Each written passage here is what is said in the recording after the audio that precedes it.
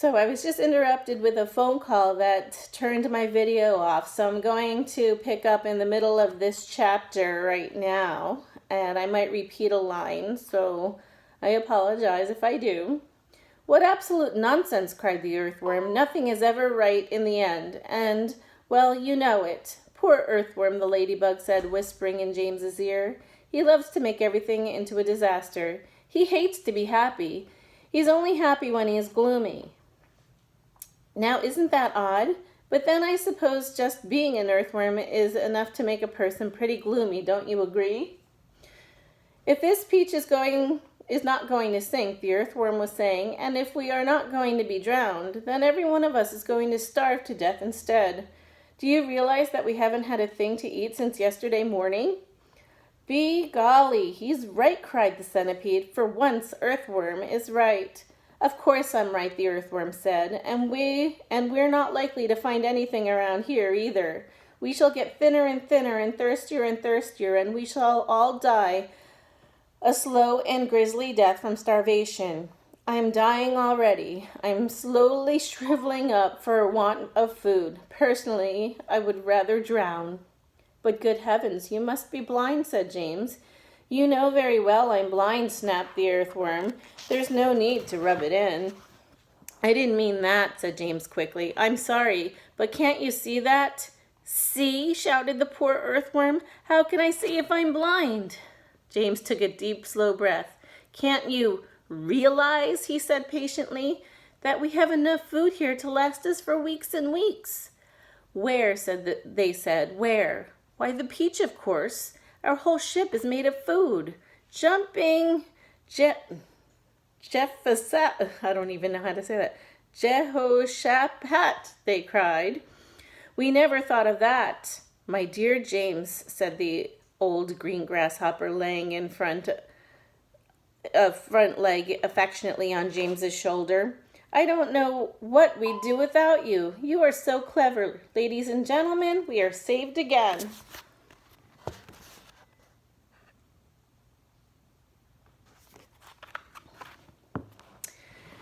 We are most certainly not, said the earthworm. You must be crazy. You can't eat the ship. It's the only thing that keeps us up. We shall starve if we don't, said the centipede. And we shall drown if we do, cried the earthworm. Oh dear, said the old green grasshopper. Now we're worse off than before. Couldn't we eat just a little bit of it, asked Miss Spider. I'm so dreadfully hungry.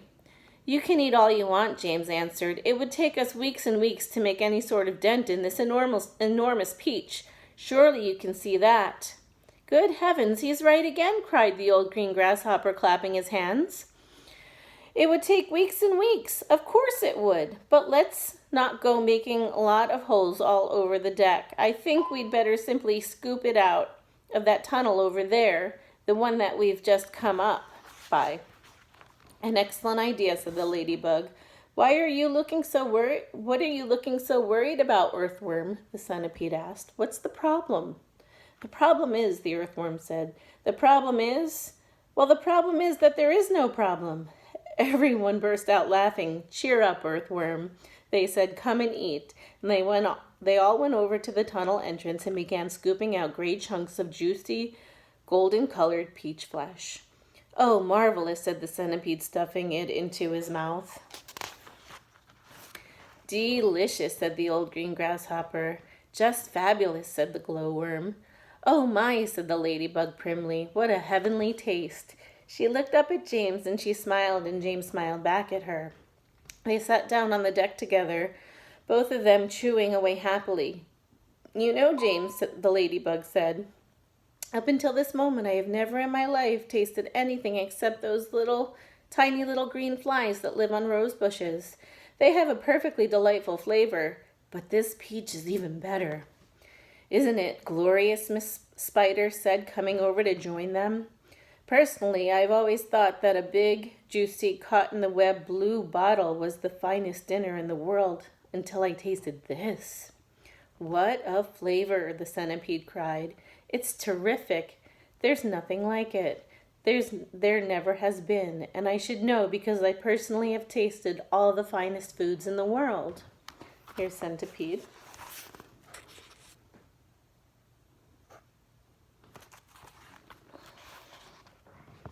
Whereupon the centipede, with his mouth full of peach and with juice running down all over his chin, suddenly burst into song. I've eaten many strange and scrumptious dishes in my time, like jellied gnats and dandy prats and earwigs cooked in slime, and mice with rice, they're really nice when roasted in their prime, but don't forget to sprinkle them with just a pinch of grime. I've eaten fresh mudbergs by the greatest cooks they are, and scrambled dregs and stink bug eggs and hornet stewed in tar, and pails of snails and lizards' tails and beetles by the jar. A beetle is improved by just a splash of vinegar. I often eat boiled slobbages, they're grand when served beside minced doodle bugs and curried slugs. And have you ever tried mosquitoes' toes and wompish roes, most delicately fried? The only trouble is they disagree with my inside. Gosh, this is a long song. I'm mad for crispy wasp stings on a piece of buttered toast, and pickled spines of porcupines, and then a gorgeous roast of dragon's flesh, well hung, not fresh. It cost $1 at most, and comes to you in barrels if you order it by post. I crave the tasty tentacles of octopi for tea. I like hot dogs, I love hot frogs, and surely you'll agree. A plate of soil with engine oils, a super recipe. I hardly need to mention that it's practically free. For dinner on my birthday, shall I tell you what I chose? Hot noodles made from poodles on a slice of garden hose, and a rather smelly jelly made of armadillo's toes.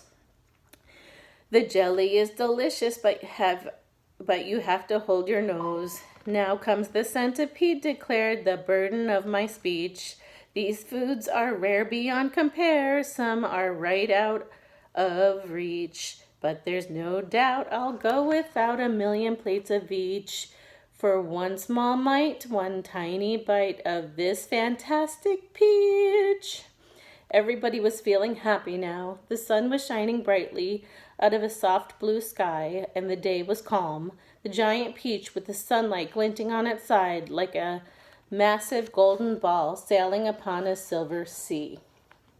Okay, so that was chapters 17 and 18. It'll come in 2 videos since that phone call interrupted and turned off my video. So have a wonderful rest of your day. I miss you guys.